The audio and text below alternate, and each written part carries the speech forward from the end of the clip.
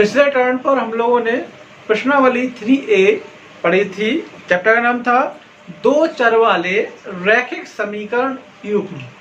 ठीक है, उधर हम लोग सीखा था कि कौन कौन से समीकरण जो है दो चर वाले होते हैं, एक्स और वाई वाले होते हैं और रैखिक होते हैं। आज उसी क्रम को आगे बढ़ाते हुए जो दो चर वाले रैखिक समीकरण है उनको हल करने की विधि, माने उनके एक्स और वाई का मान निकालने की जो विधि होती है वो हम लोग सीखेंगे। ठीक है, उसके लिए जो पहली विधि है वो कहलाती है विलोपन विधि, इसको बोलते हैं एलिमिनेशन मेथड। उस विधि से आज हम लोग सवाल लगाना सीखेंगे। कौन काय के अंतर्गत? प्रश्नावली 3B के अंतर्गत। समझते हैं विलोपन विधि क्या होती है। इसके लिए हमने प्रश्नावली 3B का चौथा सवाल का पहला पार्ट लिया है। तो यहाँ एक समीकरण लिखा हुआ है 3x + 4y = 10 और 2x - 2y = 2। इस दोनों को हल करके हम लोगों को x और y का मान निकालना है। x और y के मान निकाल के जो आंसर आएंगे वो इसका हल कहलाएगा। एक चीज और समझ लीजिए, दो समीकरणों को हल करने की 2-3 विधियां हैं, लेकिन सबसे ज्यादा, सबसे सरल, सबसे ज्यादा यूज होने वाली विधि जो है वो विलोपन विधि ही है। तो हम लोग को करना क्या है, इस विधि को बहुत ध्यान से समझना है। ठीक है, क्योंकि पूरी प्रश्नावली में एक ही तरीके के सवाल है तो इसको कौन लगाना भी है। तो इसको बहुत ध्यान से समझते हैं। करते क्या है, जो समीकरण हम लोगों को दिए जाते हैं इनको समीकरण नंबर 1 और 2 हम लोग मान के चलते हैं। तो पहले समीकरण को समीकरण नंबर 1 मान लिया, दूसरे वाले को समीकरण नंबर 2 मान लिया। समझ आए? पहले को मान लिया समीकरण नंबर 1 और दूसरे वाले को मान लिया समीकरण नंबर 2। समीकरण नंबर 1 और 2 मानने के बाद फिर हम लोग देखते हैं कि x और y के गुणांक कितने कितने हैं। जैसे इस वाले में x का गुणांक है 3, इस वाले में x का गुणांक है 2, इस वाले में y का गुणांक है 4, इस वाले y का गुणांक है 2। ठीक है, तो करते क्या है, विलोपन का अर्थ होता है किसी चीज को विलोप करना, मतलब चीज को हटा देना या एलिमिनेट कर देना। ठीक है, तो किसी चीज को हटाना होता है। कोई चीज कब हटती है, जब दो संख्याएं, दो चीजें आपस में बराबर हो तभी तो हटेगी। तो इसमें या तो हम x को हटाते हैं या फिर y को हटाते हैं। हटाने के लिए हम करते क्या है, जैसे मान लो अपन x को हटाते हैं, x को जब हटाएंगे तो x का पहले वाले का जो गुणांक है, कितना है इसमें गुणांक 3, उसका दूसरे वाले में गुणा करेंगे। बात समझ आए? पहले वाले का जो गुणांक है उसका गुणा करेंगे दूसरे वाले में, और दूसरे वाले का जो गुणांक है उसका गुणा करेंगे पहले वाले में। बात समझ आई? करना क्या है, x के पहले x को विलोपन करना है हम लोगों को। तो x में पहले वाले का जो गुणांक है उसका दूसरे में गुणा करेंगे, और दूसरे वाले का जो x का गुणांक है उसका पहले में गुणा करते हैं। ठीक है, अब गुणा करना तो आता ही है, छोटी कक्षाओं से पढ़ रहे हैं। 2 का गुणा पहले 3 में किया तो 3 दूनी 6x हो गए। फिर 2 का गुणा 4 में किया तो 4 दूनी 8y हो गए। फिर 2 का गुणा किया 10 में तो 10 दूनी 20 हो गए। 10 में आ गया। फिर गुणा करेंगे 3 से, तो 3 का गुणा किया 2 में तो हो गए 6x। फिर 3 का गुणा किया 2 में तो 3 दूनी 6y। फिर 3 का गुणा किया 2 में तो 3 दूनी 6 हो गए। इतना समझ में आया? क्या किया हमने, सीधा सीधा इस वाली संख्या में, इस पूरे समीकरण में 2 से गुणा कर दिया और इस समीकरण में 3 से गुणा कर दिया। अब यहाँ देख रहे दोनों संख्याएं कैसी हैं, 6x समान आ गई। अब देखते हैं उसके चिन्ह कैसे हैं। अगर चिन्ह समान है, दोनों प्लस के हैं या फिर दोनों माइनस के हैं, तो हम लोग लिखेंगे यहाँ पे घटाने पर। क्या करने पर? घटाने पर। जब भी कोई संख्या घटाई जाती है तो हमेशा नीचे वाले समीकरण के चिन्ह बदल दिए जाते हैं। चिन्ह क्या होते हैं, साइन होते हैं, प्लस का माइनस करते हैं और माइनस वाले का प्लस करते हैं। जो प्लस है तो माइनस हो जाएगा, जो माइनस है तो प्लस हो जाएगा, और जो प्लस है तो माइनस होगा। अब प्लस माइनस की संख्याएं जो है आपस में कट जाती है, तो 6x से 6x कट गया। यहाँ पे क्या देख रहा है कि दोनों संख्या प्लस की हो गई, 8 में हम लोग 6 जोड़ेंगे, जब 8 में 6 जोड़ेंगे तो जोड़ने पे आ जाएगा 14, तो यहाँ हो जाएगा 14y। यहाँ पे क्या हो गया, 20 में से 6 घटाएंगे कितना आएगा, यहाँ भी 14 आ जाएगा, आ गया।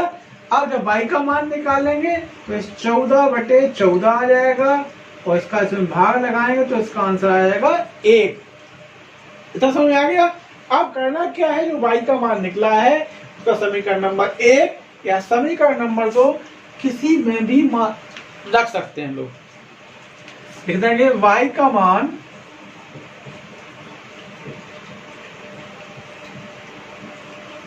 समीकरण 1 में रखने पर, इसमें रख रहे हैं समीकरण नंबर 1। समीकरण नंबर 1 क्या लिखा हुआ है, 3x धन 4y बराबर 10। इसमें लिखा था 3x धन के 4y बराबर 10। अब करना क्या है, y बराबर 1 जो निकल के आया है वो वाला मान हम लोगों को इस समीकरण में रखना है। तो हो जाएगा 3x धन के 4y, तो 4 गुणे 1 हो गया। फिर हो जाएगा 3x बराबर 4 जो हो गया, 4 एकम 4 माइनस में इस तरफ आएंगे, जब 10 में से 4 घटाएंगे तो बचेगा कितना, 6। तो x बराबर ना हो जाएगा 6/3, 3 का भाग 6 में लगाएंगे हो जाएगा 2 बार, तो x का मान कितना आ गया 2। तो इस समीकरण के जो हल है वो हो जाएगा आंसर अपना x बराबर 2 और y बराबर 1। ये अपना इसका आंसर हो गया। कौन सी विधि से आंसर हुआ, विलोपन विधि से। पूरा सवाल ध्यान समझ में आ गया। अब 1-2 सवाल हम लोग एक्सरसाइज के और लगाते हैं।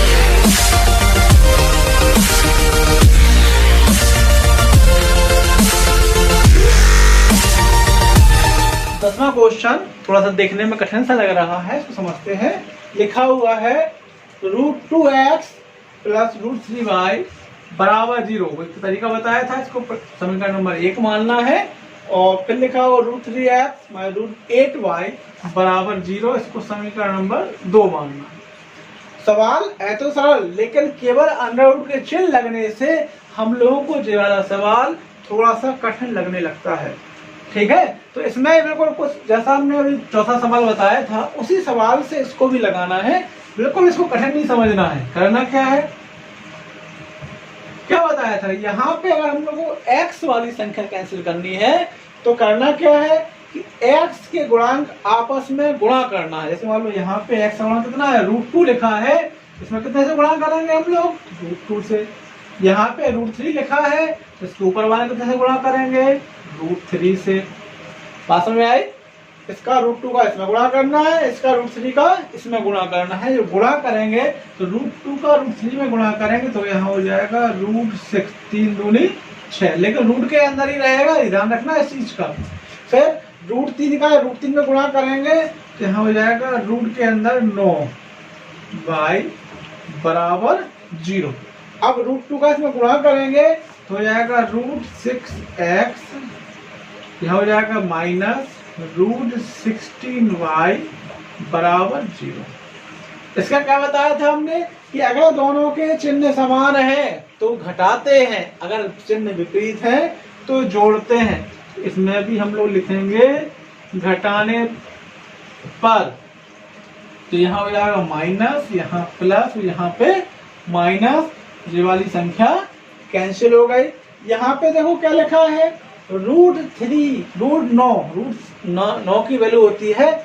अगर अपन 9 का वर्गमूल निकालेंगे तो कैसे निकालते हैं, इसको लिखा 9, फिर 3 से भाग लगाया, फिर 3 से भाग लगाया 1, मतलब कितना आ गया, इसका वर्गमूल आएगा 3y, जो हो जाएगा 3y प्लस 16 का वर्गमूल होता है 4, यहाँ हो जाएगा 4y बराबर 0। 3y में 4y जोड़ेंगे तो हो जाएगा 7y बराबर 0। या y की वैल्यू कितनी निकलेगी, 0 आ जाएगी। समझ आए। फिर हम लोग क्या करेंगे, फिर कहेंगे कि y का मान जो है किसी भी समीकरण में रखने पर पहले में या दूसरे में, तो लिख देंगे y का मान समीकरण 1 में रखने पर इसमें रखना है समीकरण 1 जो है उसमें हम लोगों को y का मान रखना है। तो यहाँ हो जाएगा कितना लिखा था, √2x प्लस √3y बराबर 0। y का मान कितना है, 0 है, तो हो जाएगा √2x प्लस √3 इंटू 0 बराबर 0। हमने क्या किया, y के जगह इसका मतलब रख दिया 0 रख दिया, तो हो जाएगा √2x प्लस 0 बराबर 0। या x का मान भी 0 ही निकलेगा, तो अपने जो आंसर आ जाएगा वो आएगा x बराबर 0 और y बराबर 0। ये इस समीकरण के हल हो गए, समझा है। ऐसे एक आध सवाल हम लोग और लगा के देखते हैं।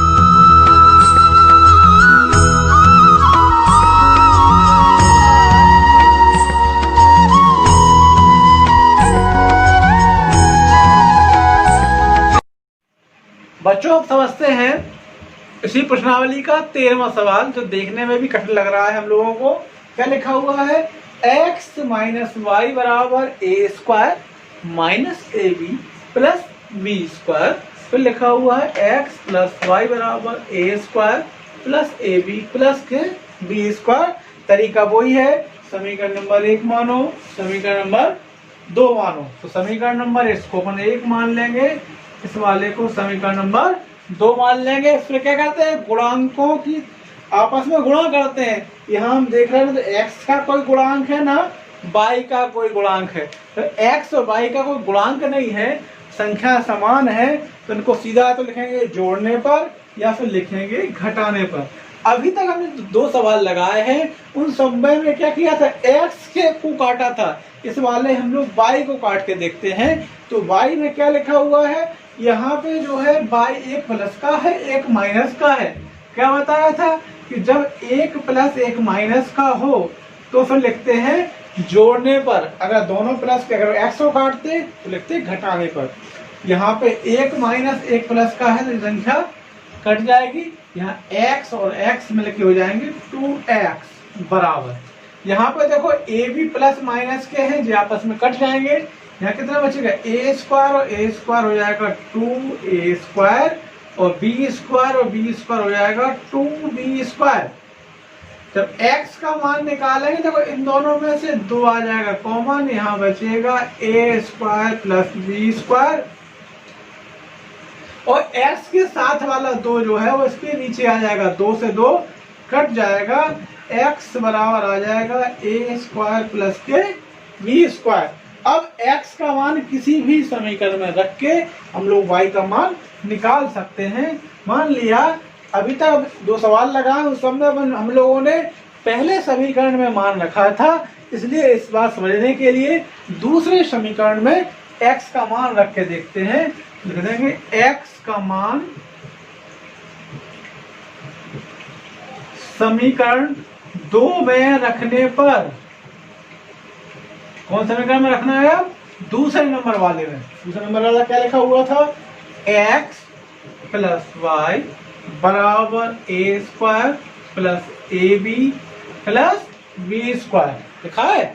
x का मान कितना है, a square plus b square रख दो, a square plus b square plus y बराबर a square plus a b और प्लस बी स्क्वायर। जब y का मान निकालेंगे 2 संख्या पहुंच जाएंगे इस तरह माइनस में जाके, तो यहाँ हो जाएगा y बराबर a square plus a b plus b square. अब a पहुंचा माइनस में तो माइनस का ए स्क्वायर, b पहुंचा माइनस में तो माइनस के बी स्क्वायर, ए स्क्वायर से ए स्क्वायर कट गया, बी स्क्वायर से बी स्क्वायर कट गया, y बराबर बच गया ए बी, बच गया। तो अपना जो आंसर हो जाएगा x बराबर a square plus b square और y बराबर ए बी। समझा? इस प्रकार हमने देखा इस प्रश्नावली के सवाल जो है एक ही तरीके के हैं, सब विलोपन विधि से हम लोगों को हल करने हैं। कुछ सवाल हमने बता दिए हैं, बाकी सवाल आप लोगों को घर से करना है। समझ में ना आने पर आप कमेंट्स कर सकते हैं, जो सवाल ना आए उसको पूछ सकते हैं। Thank you.